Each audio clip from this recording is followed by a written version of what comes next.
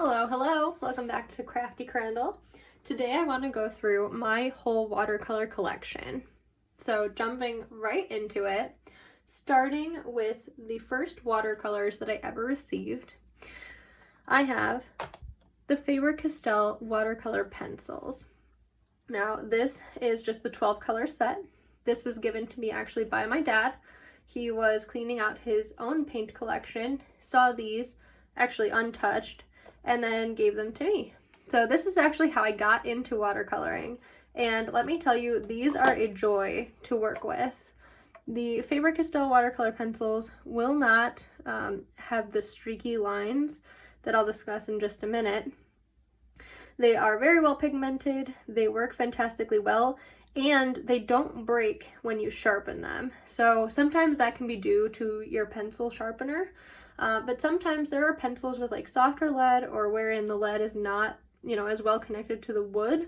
And so your pencils will break when you sharpen them. But these don't do that. And I absolutely love these pencils. They are absolutely fantastic. And honestly, if I wanted to invest in a new set or another set of watercolor pencils, they would absolutely be the Faber-Castell brand.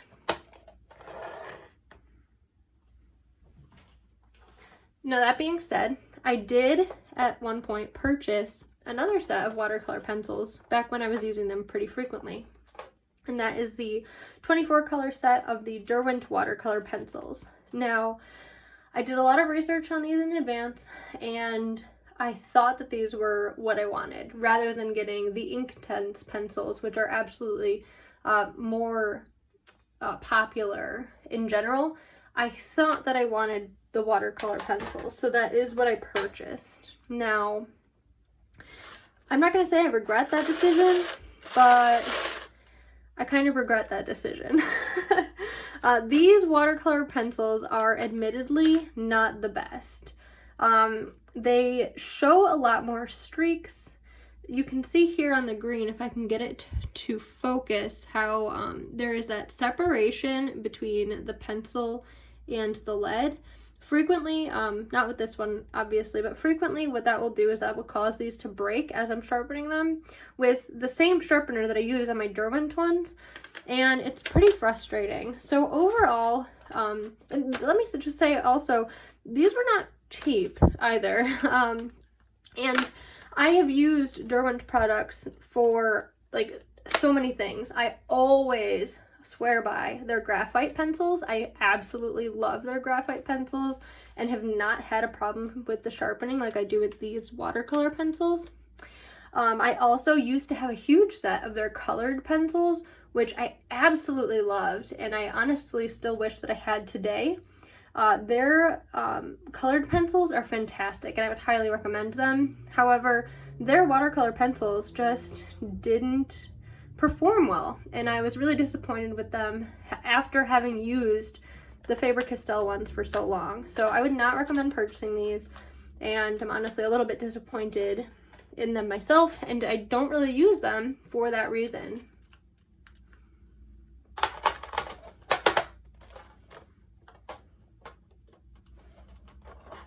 The next product that I'd like to talk a little bit about is gouache painting.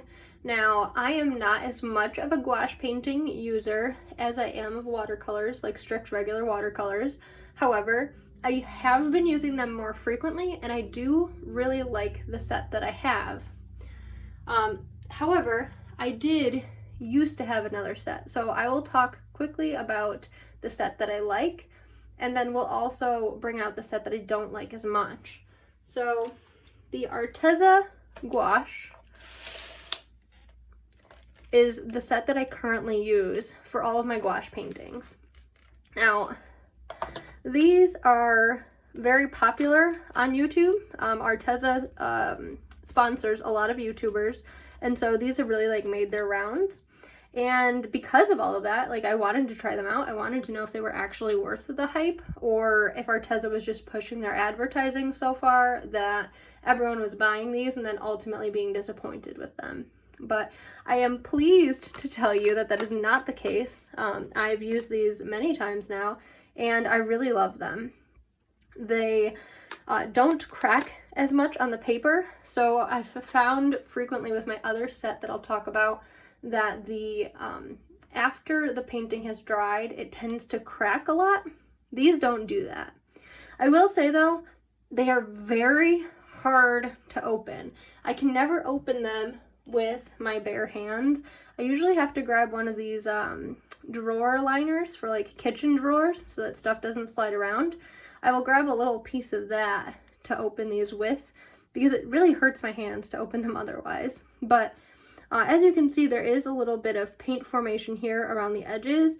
What I would recommend with these paints is if you're going to be like me and keep them in the tubes, which is really what I would recommend doing, then maybe you want to wash off the sides of them before you put the paint back. Now, I obviously don't do that, but I would recommend, it can be really helpful. Also, even with this thing, I do have a hard time sometimes opening these tubes. As you can see, my gray here, it is quite squished. So as you use more and more of the paint, the tubes do tend to deform. And again, I've got a lot of paint buildup on the outside, which doesn't help with the opening process. So, you know, if I cared for my paints a little bit more, if I was a better steward of my paint supplies, then perhaps I would like these even more because I wouldn't have that problem. But, you know, I'm living with it and I know to watch out for it. So I don't need to worry about that as much with these.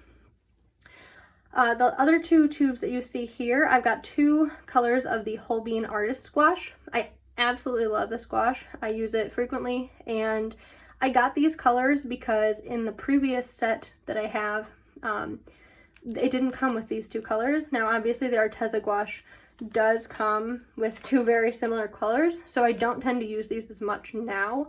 But back when I was first getting into gouache, I used these a ton, and I absolutely love them. Honestly, if I hadn't invested in the Arteza Gouache, I would probably have a whole set of the Holbein Artist Gouache. I just didn't make that investment, so there you have it. The other set of gouache that I have used is this Marie's Gouache.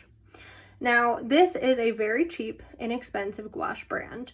If you don't know if you like gouache, or if you're just looking to try it, or you know, if you're younger and you've never really gotten into painting at all, I would recommend this set. However, if you're an artist, you've used gouache, or even if you've used watercolor and are pretty sure that you want to get into gouache, I would not recommend these. They are not very good.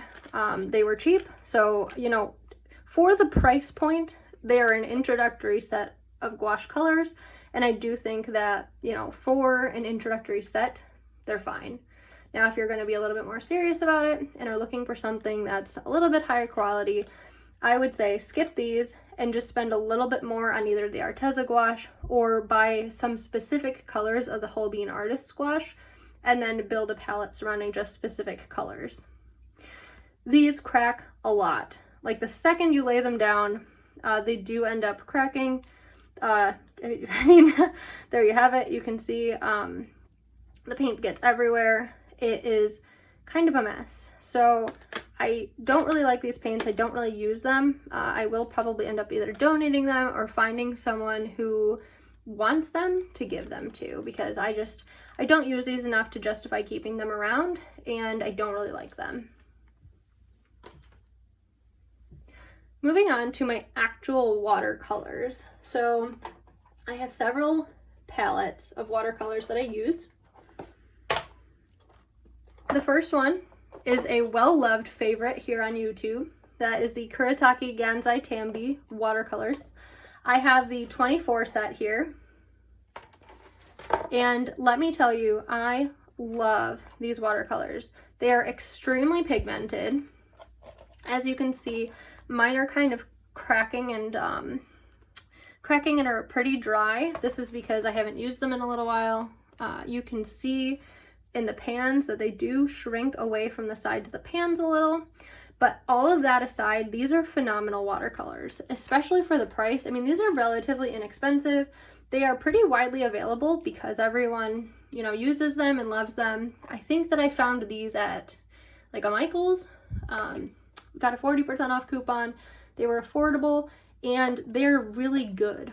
So they are not as transparent as regular watercolors. They are far less transparent, they're rather opaque, and they re-wet really well, and I just really love them. So whenever I'm looking for like a specific effect in my watercolor paintings, I want that more opaque watercolor feel, I will always grab these. If I'm doing a piece where I want a lot of color and I want just huge big splashes of color, that's where this set comes in. I love them for that.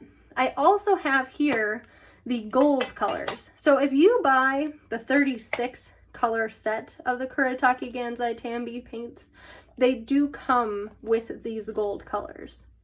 I, however, could not find the 36 set when I was looking in stores. I obviously could have found it online, but I didn't. So I ended up purchasing later all of the gold colors. And let me tell you, these are fantastic. Again, super pigmented, really, really, really good gold colors. And again, relatively inexpensive. So these are a fantastic option. They are worth the hype. I bought them with my own money. I love them. And I am so glad that Art YouTube kind of pushed me in their direction because they were worth every penny. I love them.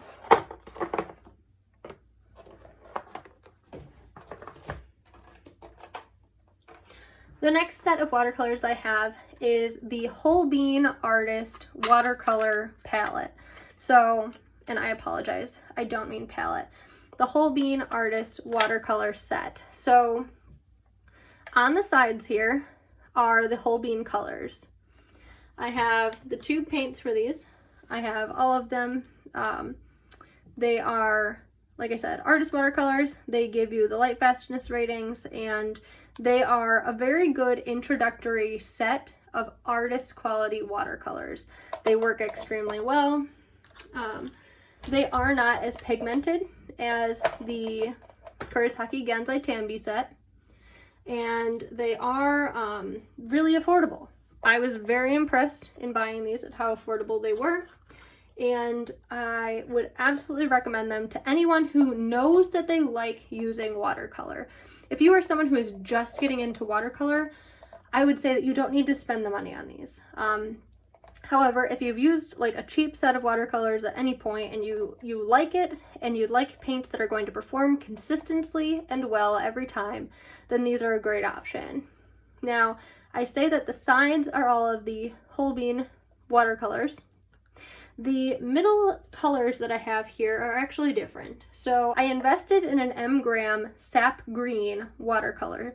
Now, M. Graham is an extremely good brand of watercolors. They do run a little bit more expensive. So I invested in just this one color because I found that I was lacking a good earthy green color with my Holbein set. So I supplemented it with this, and let me tell you, this is a fantastic watercolor. If you're looking for a great option for a sap green color and earthy green, this is it. Now this color, because M. Graham paints are actually made with a honey instead of like a gum arabic binder, they do tend to be wetter than the rest. Like you can see, this is still tacky. So in the summer months, I just have to be careful of that. I can't tip this over in my bag. I can't, you know, let this just like sit at an angle anywhere. I have to be really careful of that when I do have the M. Graham color in there. So if you're looking for that, just you know, be aware. The other color I have here is actually the Winsor & Newton Cotman Dioxazine Purple. I found that I was really missing having just a pre-mixed purple in my palette. I love purple. Purple's my favorite color. I use it a lot, so I really wanted that in this set. So that is this color here. These other two colors are, I think, Magello Mission Gold watercolors. They came with my purchase of, I think, a palette that I've got, and they didn't fit in that palette, so I've put them in this one. This is my travel watercolor set. So I use this set a lot, and I absolutely love these colors. Honestly, I use them so much that I am considering saving up to purchase a Magello set entirely. Now, I've got another set of watercolors, so I'm not in like a huge hurry to do that just because I already have enough watercolors, But if the time came that I really wanted a new set of watercolors, I think I would invest in Magella Mission Gold, because I absolutely love the performance of these two colors. They're extremely opaque, they lay on beautifully, they mix well, and I love them. So that's my travel watercolor palette with the Holbein watercolors. I do have one more watercolor palette to share with you. This is a watercolor palette in which I put my Sennelier Aquarelle professional watercolors. So these are fantastic watercolors. The Sennelier ones are, again, all the ones on the side here. I absolutely love them. They are very different from any of the other watercolors that I've talked about thus far. They are very transparent watercolors. They are primarily used for glazing techniques for anyone who layers a lot. And although I read the reviews before purchasing these, and I watched several YouTube videos using them, and I do really love using them, I do find that I kind of miss the opaque qualities of some of the other watercolors that I have. So I do tend to use a lot of my colors like in conjunction with one another, because I like having different properties of watercolors available to me. So this set is really good, like I said, very transparent, and definitely on the pricier end. I ended up asking for this for Christmas, so I personally did not pay for this set, but I received it as a gift, and I was very grateful to have received this.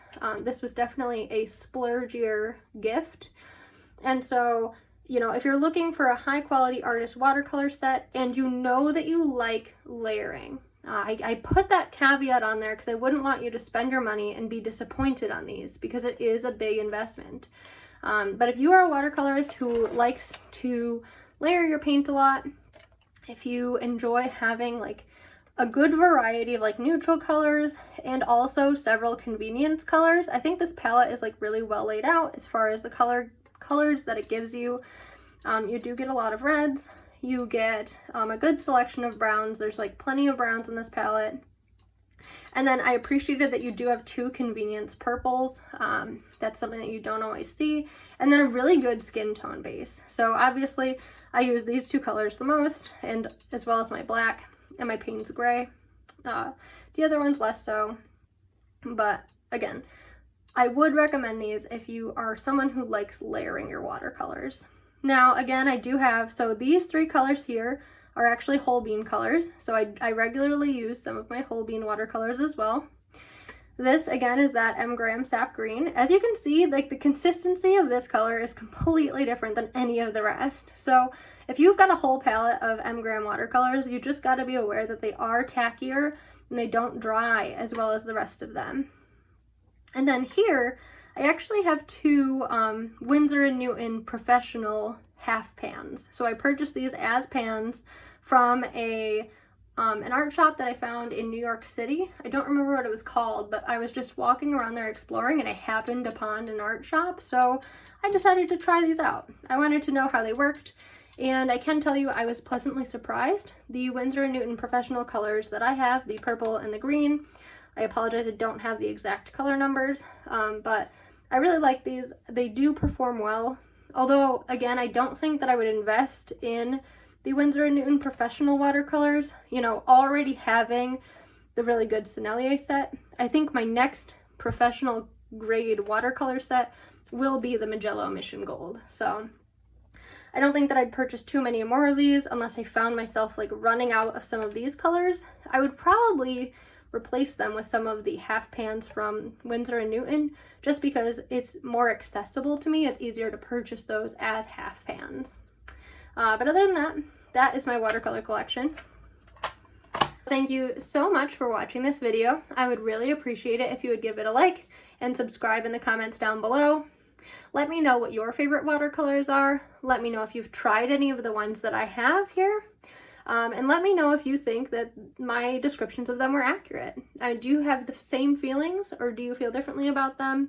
Let me know. I'd be really curious. I love talking about art supplies, so I will absolutely respond to any comments. And, you know, we can go back and forth with our opinions. So thank you all so much. Have a great day. Bye.